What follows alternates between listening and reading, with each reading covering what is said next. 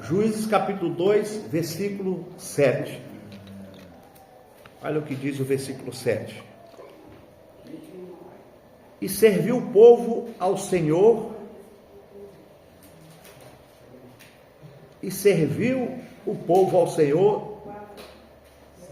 versículo 7, todos os dias de Josué, e todos os dias dos anciões que ainda sobreviveram depois de Josué, e viram toda aquela grande obra do Senhor que fizera a Israel.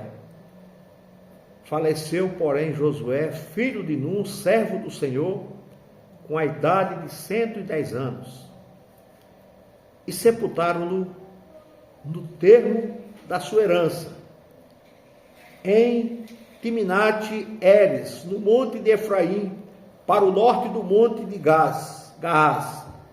E foi também congregada toda aquela geração a seus pais. E outra geração após ela se levantou, que não conhecia o Senhor, nem tampouco a obra que fizera a Israel. Amém? Pai querido, Deus amado, Senhor, te agradecemos por tua palavra, te louvamos, ó Deus, por esse privilégio, por essa oportunidade. Que o Senhor nos abençoe. Que o Senhor, meu Deus, derrame graça em nossos corações, em nossas vidas, que a tua palavra vá e produza resultados para qual está sendo mandada, em nome de Jesus. Amém. Glória a Deus. Pode sentar, irmãos. Glória a Deus. Irmão, você veja que semana passada nós pregamos sobre...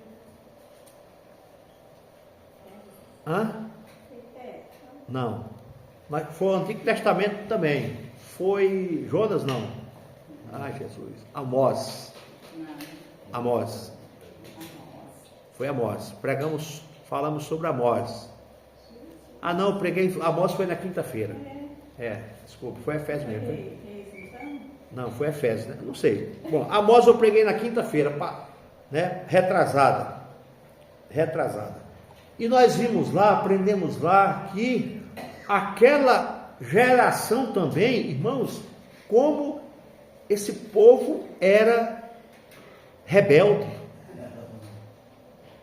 como esse povo era malagradecido. Então você veja que começou lá,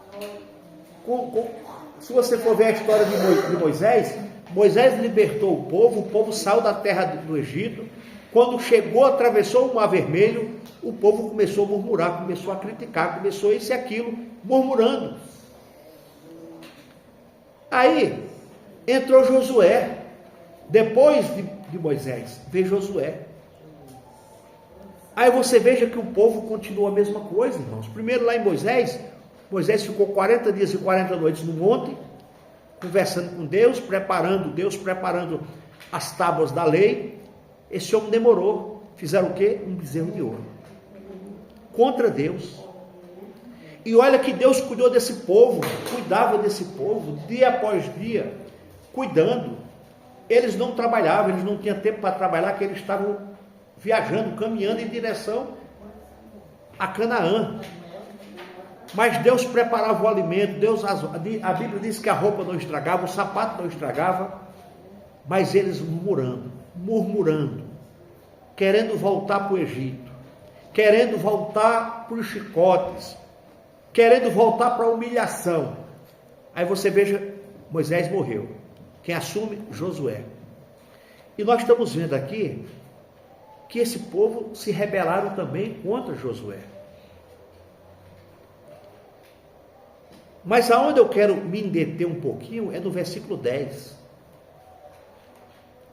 Aonde eu quero me deter um pouquinho está no versículo 10, que diz assim, e foi também congregada toda aquela geração a seus pais, e outra geração após ela se levantou, que não conhecia o Senhor, nem tampouco a obra que ele fizera a Israel. Você está vendo, irmão Carlos, a importância, irmão Nelson, da gente estar buscando a Deus e, se possível, trazer uma criança dessa para a igreja?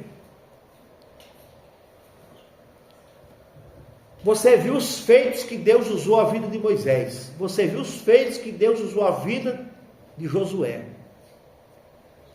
E a Bíblia está dizendo que depois da morte de Josué, aquela geração futuras que vieram, não conhecia Deus. Não sabia quem era Deus. E nem os feitos que ele fez. Assim foi com José também. A Bíblia diz que José, enquanto aquele faraó estava lá, José estava protegido, a parentela, o povo estava abençoado, mas depois que aquele faraó morreu, veio outro faraó, e aí não reconheceu também o que Deus fez através da vida de José.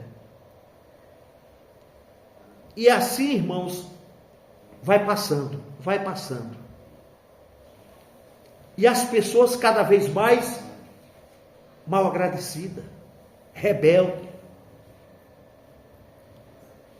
Eu vou ler o versículo 10 de novo. E foi também congregada toda aquela geração a seus pais, e outra geração após ela se levantou, que não conhecia o Senhor, nem tampouco a obra que ele fizera a Israel. Então, irmãos, essa geração que nós estamos vivendo, eu creio que seja a última geração para a volta de Cristo. Eu creio que nós, se nós estivermos vivos, eu creio que nós vamos presenciar e estar lá no arrebatamento da igreja. Eu creio. Se nós estiver morto, nós vamos subir, como diz Tessalonicenses, nós vamos nos encontrar com o Senhor. Os mortos ressuscitarão primeiro. Eu creio, irmãos, que Jesus está muito próximo de vir buscar a igreja dele. E o que nós precisamos fazer é se voltar para ele. É não esquecer do que ele está fazendo por nós, do que ele já fez no passado e ele vai continuar fazendo. Nós não podemos fazer como esse povo aqui fizeram. Esquecer dos feitos, esquecer das bênçãos, esquecer dos milagres e esquecer da palavra que ele tem para as nossas vidas. Qual palavra? De salvação, de perseverança, de renunciar ao pecado, de renunciar ao mundo. É isso que nós não podemos esquecer, o que Cristo fez por nós há mais de 2000 anos. Mas esse povo esqueceram do que Deus fez na vida deles. Esse povo esqueceu que o mar se abriu. Esse povo esqueceu que o maná caía. Esse povo esqueceu que existia uma nuvem protegendo. Mas nós não podemos esquecer da promessa que Jesus tem feito para as nossas vidas. Não podemos esquecer, irmãos. Mas ele diz aqui no versículo 10 que essa geração esqueceu do Senhor e dos seus feitos. Olha que coisa, irmãos. Eu digo para nós aqui nessa noite, se nós, irmãos, não buscar o Senhor continuamente, ou nós vamos desistir, ou nós vamos esfriar nossa fé, ou nós vamos retroceder ou apostatar na fé. É por isso que eu digo, persevere. Persevere, irmãos. Eu vou lhe dar 10 segundos para você pensar. Se hoje você sair da presença de Deus, você vai para onde? Pensa aí, 10 segundos. Fecha os teus olhos. 10 segundos. Se você hoje sair da presença de Deus, eu não vou mais para a igreja, eu não quero mais saber de nada. Você vai para onde? O inferno. Tá vendo? Esse vai ser o destino final, mas antes do inferno, você vai para onde? O mundo. Pronto. E o mundo é o inferno. Está entendendo? Como é as coisas? Por que é que quando a gente desvia da presença de Deus, a gente procura logo um bar para beber cachaça? Procura logo prostituta para se prostituir?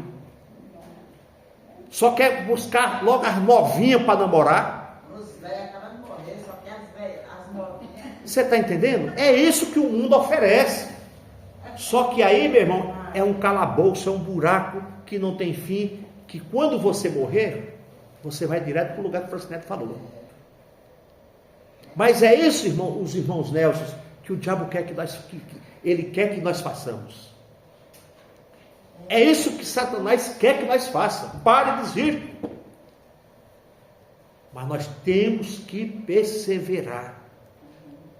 Olha o que o texto diz, que esse povo, irmãos,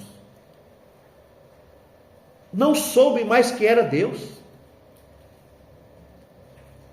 E quando a gente retrocede, nós estamos dizendo para Jesus: eu não estou nem aí pelo que você fez na cruz, eu não estou nem aí pelo seu sacrifício, eu não estou nem aí por a igreja que eu frequentei, não estou nem aí por ninguém, eu quero é curtir. Só que as curtidas desse povo, irmãos, eles estão no fio da navalha. Porque se eles pararem, o coraçãozinho parar, se acontecer um infarto, um acidente, qualquer coisa, infelizmente, eles têm o endereço certo, que é exatamente o inferno. E vocês sabem o que é o inferno? A pessoa fala assim: eu estou vivendo o inferno. Está nada.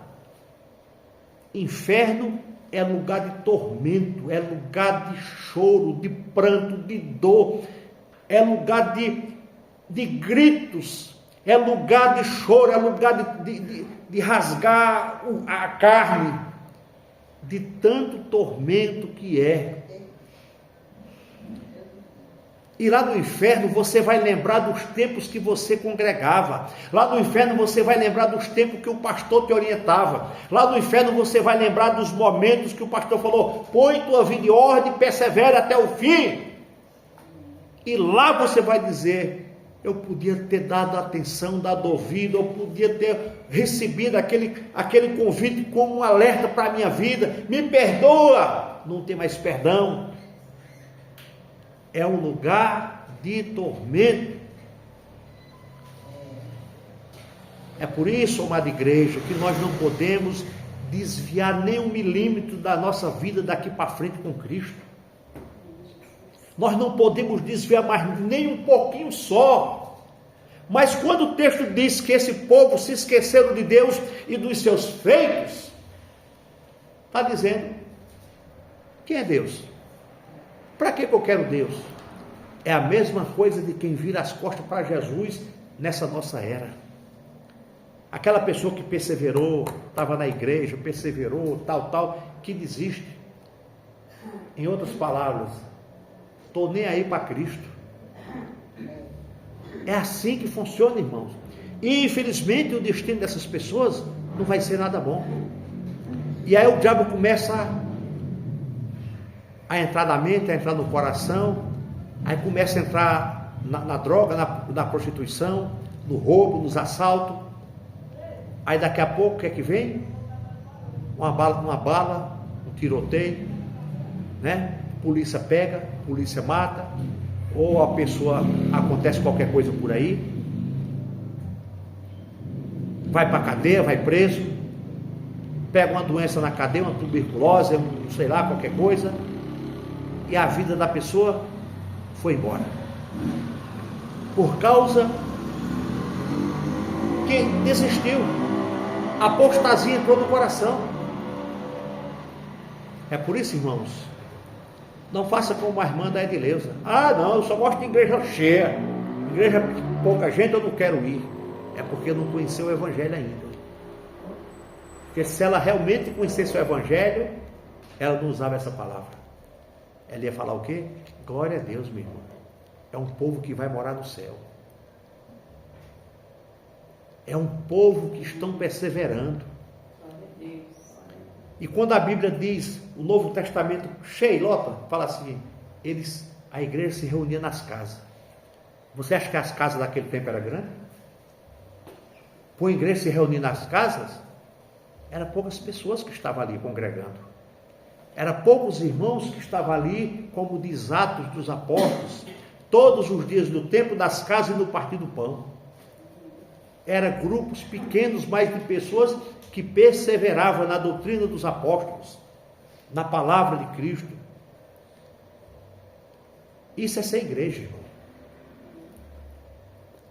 Isso é ser igreja.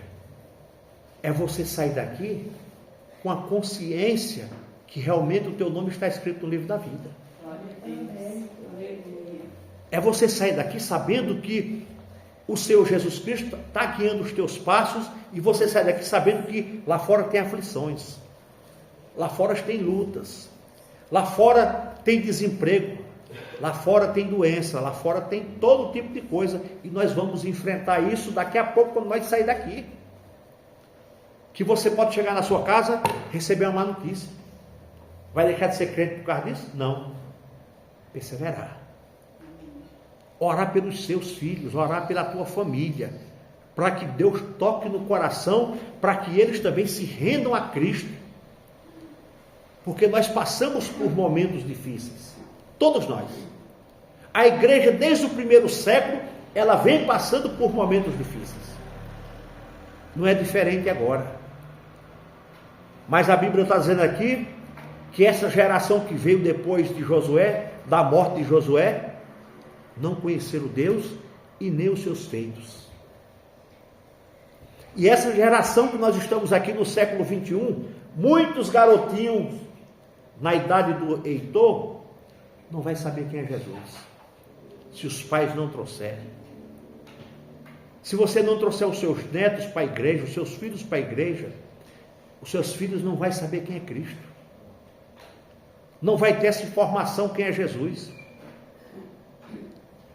Essa nossa geração é uma geração, talvez, igual ou pior do que a geração de Noé, de Ló.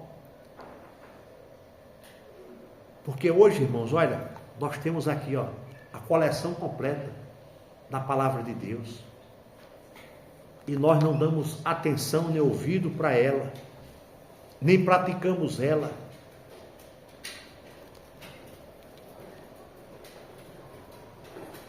Em Êxodo, no capítulo 5, eu vou ler para vocês. Êxodo, capítulo 5, eu até marquei os versículos para não tá, mas se os irmãos quiserem marcar, Êxodo, capítulo 5, versículo 2 diz: Mas Faraó disse: Quem é o Senhor, cuja voz eu ouvirei, para deixar Israel?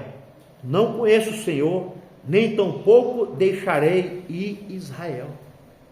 Isso Faraó e Moisés, no tempo de Moisés, que Moisés chegava: Olha, Faraó, Deus falou para você deixar o povo ir. O que é que ele diz? Quem é o Senhor? Quem é esse Deus que eu vou obedecer? Por quê?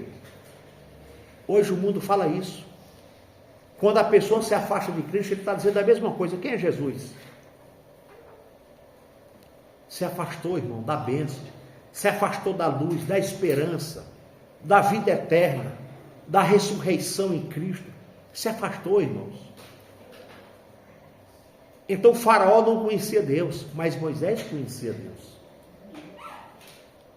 Em 1 Samuel capítulo 2, versículo 12, diz assim, ó: Eram, porém, os filhos de Eli, filhos de Belial.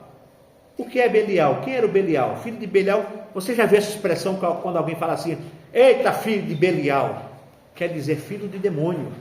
Belial era um demônio, uma palavra hebraica que significa sem valor. É uma pessoa inútil, imoral, malvado, que se opõe a Deus. Isso é Belial. Já ouviu falar isso aí, irmão Carlos? Não? Alguém fala assim: eita, filho de Belial. Isso quer dizer, Belial era um demônio. Era um demônio. Eram, porém, os filhos de Eli, filhos de Belial, e não conhecia o Senhor.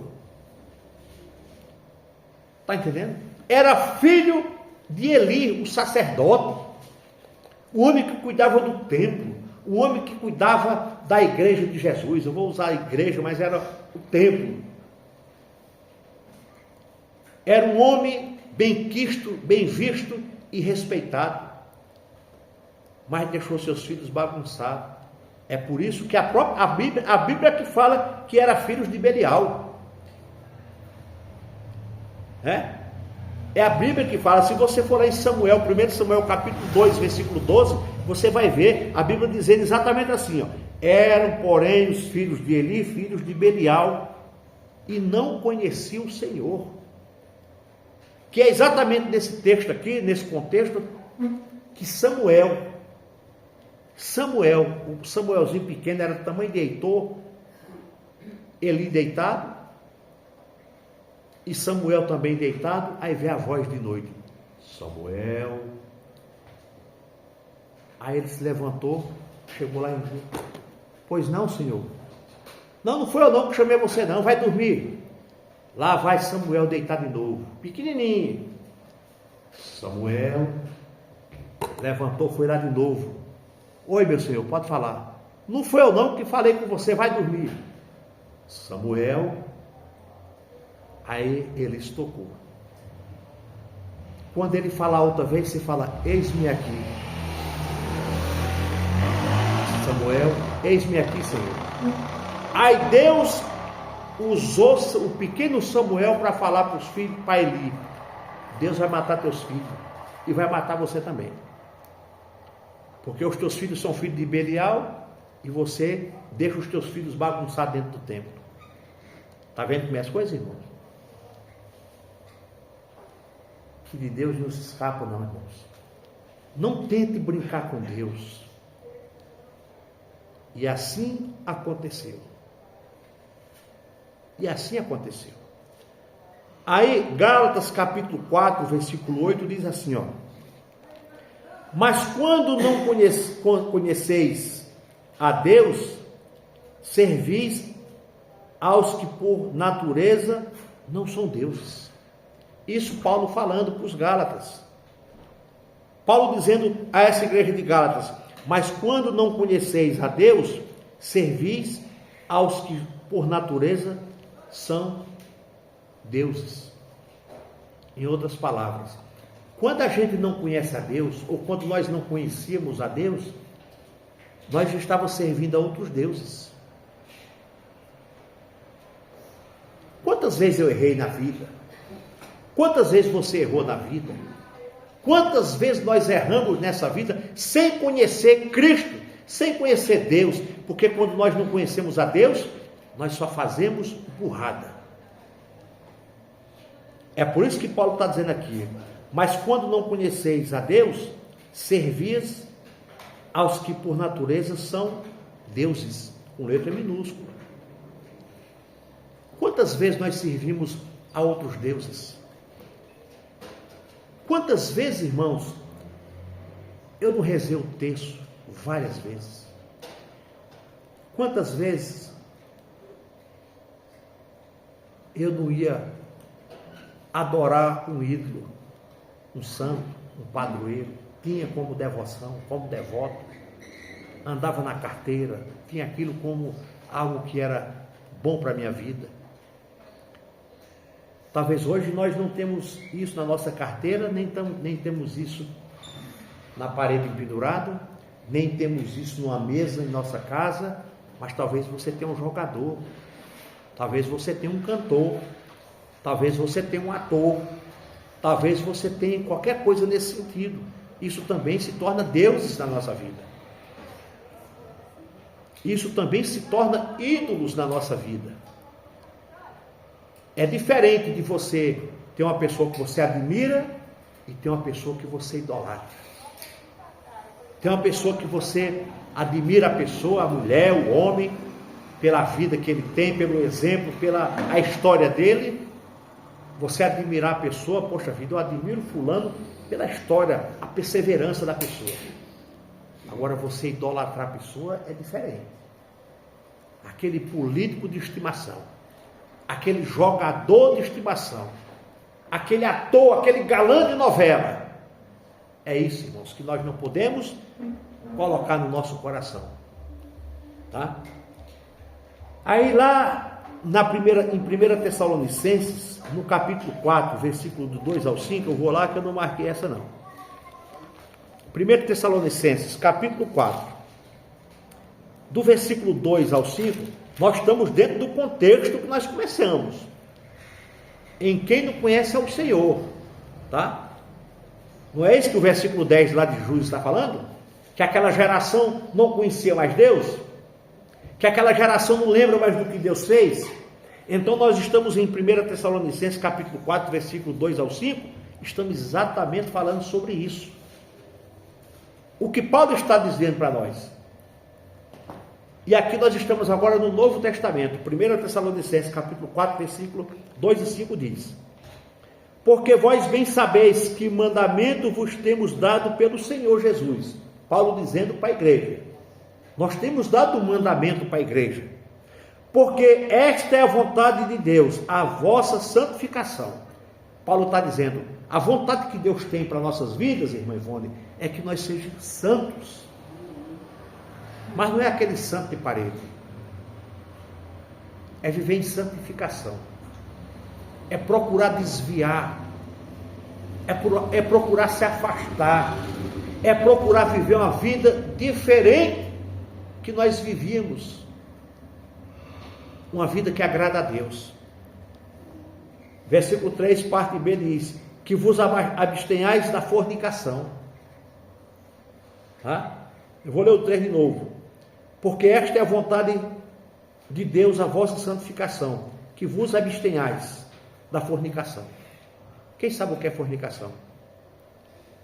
Fornicação, irmãos, é quando você vive com uma pessoa que não é casada. É fornicação. E o que é o adultério? É quando você é casado e você tem relacionamento com pessoas. É adultério.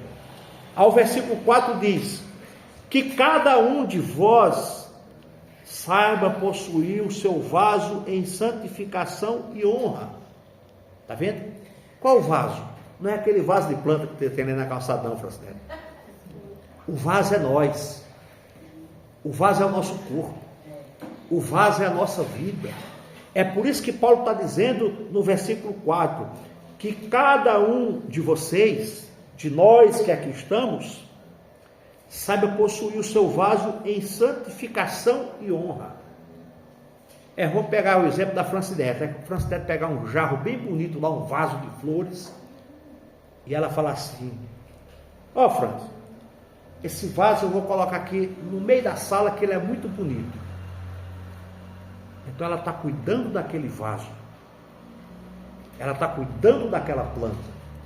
E é isso que Paulo está dizendo. Esse vaso que nós temos que cuidar é o nosso corpo, é a nossa vida.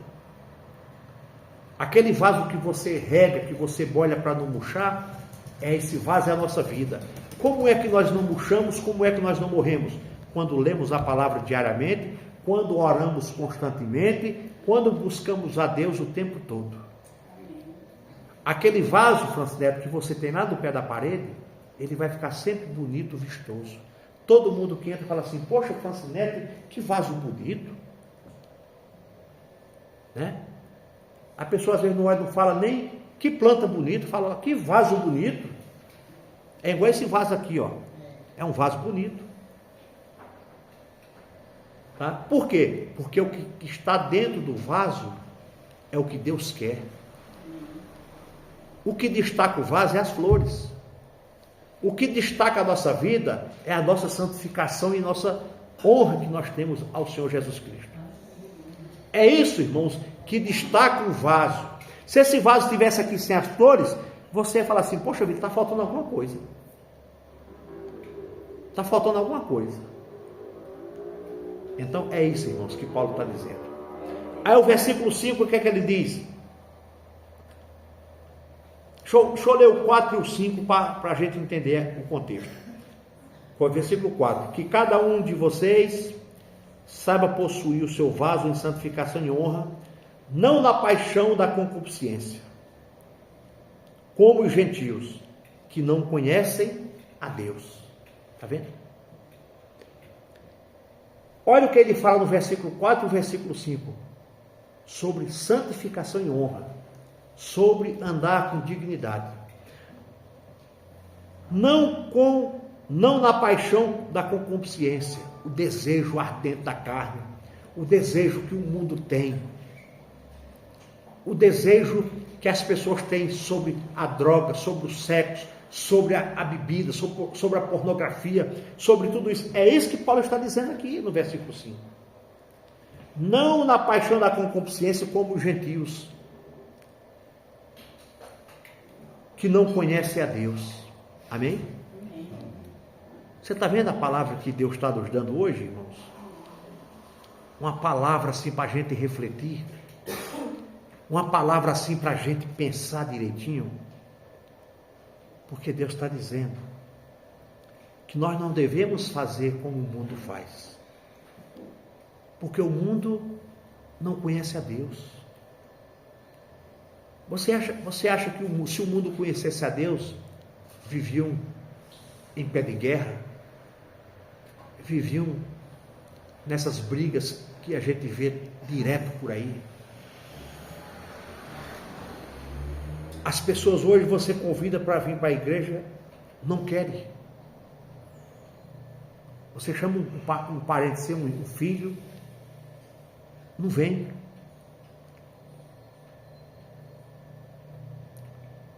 Nós precisamos conhecer a Deus, igreja.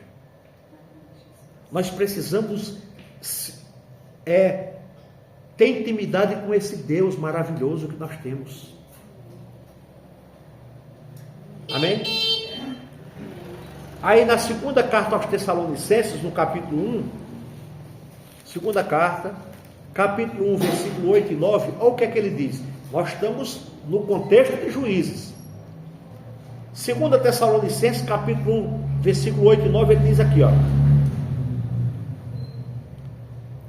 Com labareda de fogo, tomando vingança dos que não conhecem a Deus e dos que não obedecem ao Evangelho de nosso Senhor Jesus Cristo, os quais, por castigos, padeceram eternamente perdição, longe da face do Senhor e da glória do seu poder. Amém? Você está vendo, irmãos? Como a gente não pode brincar com Deus? Como a palavra de Deus é maravilhosa e ela está nos ensinando que nós temos. Olha o versículo 8 de novo. Como labareda de fogo tomando vingança dos que não conhecem a Deus. A Bíblia está dizendo que Deus, Ele vai prestar contas com aquele que não conhece a Ele. Mas por que não conhece? Porque não quer. Porque não quer. A porta da graça está aberta. A porta do conhecer a Cristo está aberta, irmãos. Você encontrou, Francineta, aí? Não? Não? Está aberta a porta da graça. Olha quantas cadeiras vazias tem. Você acha que se as pessoas estivessem preocupadas com o inferno, elas estariam fazendo o que fazem? Não. Estariam aqui dentro, estariam nas igrejas, estariam buscando a Cristo, estariam, irmãos, sendo realmente diferente, vivendo em novidade de vida, em santificação, em santidade. Estariam realmente, irmãos, aos pés de Cristo, porque dias difíceis virão, irmã Ivone. Você viu? O mar diz que no fim dos tempos, o mar vai engolir aquela cidade tudo, né? Vai. E já está acontecendo, você viu? É. Em Santos. Pois é. Mas sabe o que é o problema? As pessoas estão vendo isso, mas não correm para Jesus. Jesus não vai pegar ninguém de surpresa. Ele tem avisado. Ele está avisando. A geração de Noé não foi pega de surpresa. Mas Noé clamou 100 anos. E era maluco. Nós estamos avisando para as pessoas: Jesus Cristo vai voltar. Vai se cumprir a palavra, irmãos. Nós temos que nos agarrar ao Senhor com todas as nossas forças, Francinete. Se agarrar a Cristo, deixar essa palavra entrar no coração, deixar essa palavra entrar dentro de nós e fazer morada dentro da gente, e a gente dizer assim: eu não quero soltar mais Jesus por nada. Irmãos, hoje você está sentadinho aí, você está numa igreja bíblica. Você não é explorado aqui.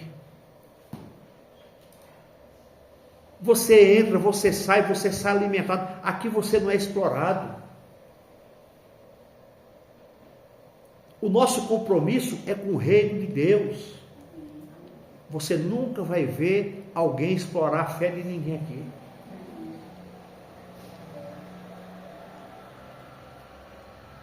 Então, irmãos, voltando lá para Juízes, para nós encerrar, aí eu quero encerrar aqui em Juízes.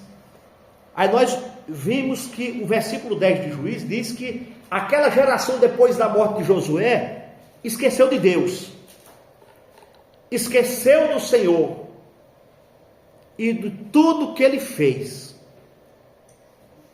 É como eu deixar Cristo hoje e esquecer do que ele fez na minha vida e esquecer dos livramentos que ele me deu. É quando você se afasta de Jesus hoje e fala assim, não quero mais, eu quero curtir minha vida. Você está correndo um grande risco de não ter mais uma oportunidade, uma chance da vida eterna.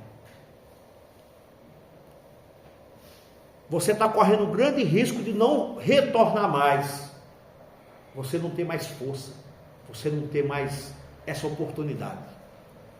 É por isso que eu digo, irmãos, não solte, não largue, não saia desse barco, não saia de dentro dessa arca, que a porta está se fechando. Não tente se aventurar. O que nós fizemos de errado e de pecado, já fizemos. Agora, meu irmão, é cair dentro dessa arca e olhar só pelas brechinhas que tem e se aquietar lá dentro dela. Está chovendo, está aumentando a água. Isso quer dizer o quê? As notícias estão se intensificando. Jesus está voltando. As coisas estão... A Franceta acabou de falar. O mar vai engolir aquela região, vai engolir. As coisas vão, a economia vai virar caos. Não fique com raiva e nem ofenda pessoas por causa disso. Não é eles. É isso aqui, ó. Eu sempre falo. Não brigue, não adore o Lula, não adore o Bolsonaro, não adore o Trump. É isso aqui, ó. É isso aqui. Eles também precisam das nossas orações. Eles precisam se converter a Jesus. Eles precisam de se render e conhecer Cristo. É ladrão, é não sei o quê. Em vez de nós chamar eles, isso, fala assim, Senhor, converta aqueles corações. Nós também éramos ladrão até um dia atrás. Nós também éramos prostitutos até um dia atrás. Nós também rejeitamos a tua palavra até um dia atrás. Hoje estamos aqui. Já pensou, irmãos? Se um político desse chega aqui na nossa igreja e fala assim, eu quero aceitar Jesus como meu Salvador. Qual é a nossa cara? Chamou tanto de ladrão, tanto de corrupto, tanto disso daquilo. Em vez de a gente falar isso, eu estou falando é de todos. É a gente se dobrar o joelho e falar assim, Senhor, converte o coração de Bolsonaro. Converte o Trump. Converte o Congresso. Converte o Judiciário. Converte aqueles homens, meu Deus. Se ainda tiver gente naquele meio que vai se salvar, arrasta logo, Pai. Traz logo para o meio, para o teu meio, para dar exemplo dos outros. É isso, irmãos. É isso. Se nós tivéssemos essa oportunidade como uma tal de bancada evangélica que está lá, nós ia agir diferente. Uma tal de bancada evangélica, que parece bancada do diabo, que eu nunca vi os homens dão mau testemunho daquele jeito.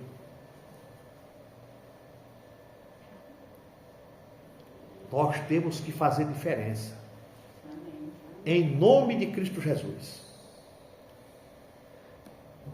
Aí, para encerrar aqui, irmãos, o versículo 12 diz assim, ó, o 12. E deixaram ao Senhor Deus de seus pais, que os tirara da terra do Egito, e foram-se após outros deuses, dentre os deuses dos povos que haviam ao redor deles, e adoraram e eles e provocaram o Senhor a ira. Está vendo? Então esses homens deixaram de buscar o Deus dos pais para buscar ídolos, irmãos, para se prostrar diante de deuses que não valem de nada. Me desculpe tocar nesse assunto de novo. Existe uma tal de, fala? Caminhada para Jesus, como é o nome que fala? Marcha para Jesus. De Jesus você não vê nada, vê marcha para político, não para Jesus. Cadê que eles invocam o povo para clamar, para jejuar, para orar, sem ter nenhum deles no meio? Mas não, tem que ter. Aí nós estamos vendo marcha para político. Ninguém quer, irmãos, hoje, sair nas ruas gritando, clamando, vamos orar, irmão. Não. Tem que ter um movimento para poder estar no meio. Por isso que Deus não escuta. É por isso que está do jeito que está, porque se eles buscassem o Deus de Israel de verdade, o Deus que criou os céus e a terra, estaria melhor. Olha esse povo aqui, o versículo 12 está dizendo que esse povo deixou de buscar o Deus dos pais deles, que era o Deus de verdade, o Deus criador do céu e da terra, para buscar ídolos. É isso, irmãos. Já pensou? A igreja bíblica de cristã de Cosmópolis vai fazer uma caminhada, fala? Uma marcha para Jesus. Está o irmão Hélio tocando, aí está a Câmara Municipal toda em cima do caminhão. É bonito. Não, irmãos. Nós temos que chamar a irmã Ivone, a irmã Nelson, os irmãos aqui. Vamos, irmão, vamos cantar, vamos clamar, vamos orar. Porque quando você bota um político em cima de um caminhão, é para fazer campanha. Começa a falar de arrependimento, ver se vai lutar do jeito que ela Aí o foco que era para Cristo acabou. Não tem mais foco para Jesus. Deixa o irmão Ed pegar o teclado, botar em cima da caminhonete, sair lá para uma praça dessa aí, e deixa o político pegar o microfone para ver o que vai acontecer. Acabou o propósito da evangelização. Virou campanha. Não confunda as coisas, irmãos. Igreja é igreja, político é político. Não tem nada a ver. Não misture. Nós não podemos misturar. Senão nós vamos acabar se corrompendo. Nós vamos acabar desagradando a Deus. Como essa nação aqui esqueceu de Deus, rejeitou Deus e estava buscando ídolos. Vamos encerrar, irmãos, porque depois você lê até o versículo 23, você vai ver o que aconteceu. Tá? Aí vocês vão ver o quanto essas pessoas deixaram Deus e foram buscar ídolos, deuses que não puderam ajudar a vida deles. Amém? É interessante que nesse capítulo 10 descreve o período da apostasia em Israel, onde o povo abandona Deus e se entrega à idolatria. Depois vocês leem isso aí. Esse povo abandonaram a Deus, irmão Carlos, e se entregaram à idolatria. Quando eu e você abandona Deus, nós também estamos nos entregando à idolatria, à feitiçaria, a tudo que não presta. Por isso, igreja, permaneça marchando. Francinete, os irmãos, permaneçam marchando. E diga para Deus: Senhor, me põe essa palavra no coração, porque eu quero marchar em direção ao céu. Eu não quero desviar as minhas vistas. Eu não quero desviar os meus passos. Eu não quero deixar de perseverar. Eu não quero deixar essa alegria que eu sinto pela tua palavra e pelo céu. Eu quero continuar marchando e perseverando, que Jesus está voltando. Amém? Vamos ficar de pé, igreja. Senhor, te agradecemos por esse privilégio, essa oportunidade que o Senhor tem dado para essa igreja, meu Deus. Uma igreja, eu não vou dizer pequena porque nós somos grandes, porque a igreja de Cristo ela não é pequena, a igreja de Cristo é grande. Nós podemos ser pequenos em quantidade de pessoas, mas nós somos grandes na doutrina da tua palavra. Nós somos grandes, meu Deus, no ensino da tua palavra. Nós somos, meu Deus, grato ao Senhor porque o Senhor se faz presente aqui. Papai querido, que o Senhor renove a vida da Francinete, que ela continue perseverando, que ela não desista, que ela não olhe para os lados, que ela não olhe para os obstáculos, para as aflições, para a dificuldade, para nada daquilo que venha sufocar, mas que ela persevere.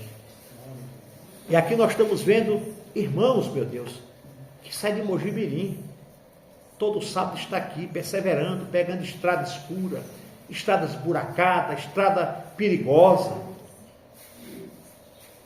mas o Senhor tem livrado do acidente, o Senhor tem guardado, o Senhor tem abençoado. Isso é exemplo de perseverança, isso é exemplo, meu Deus, de pessoas que realmente querem continuar numa igreja bíblica, aonde, meu Deus, o nosso intuito é de pregar o Evangelho. Simplesmente o Evangelho, puro e genuíno. Obrigado, Jesus. Obrigado que o Senhor nos permaneça fiel à tua palavra. Em nome de Jesus, amém e amém.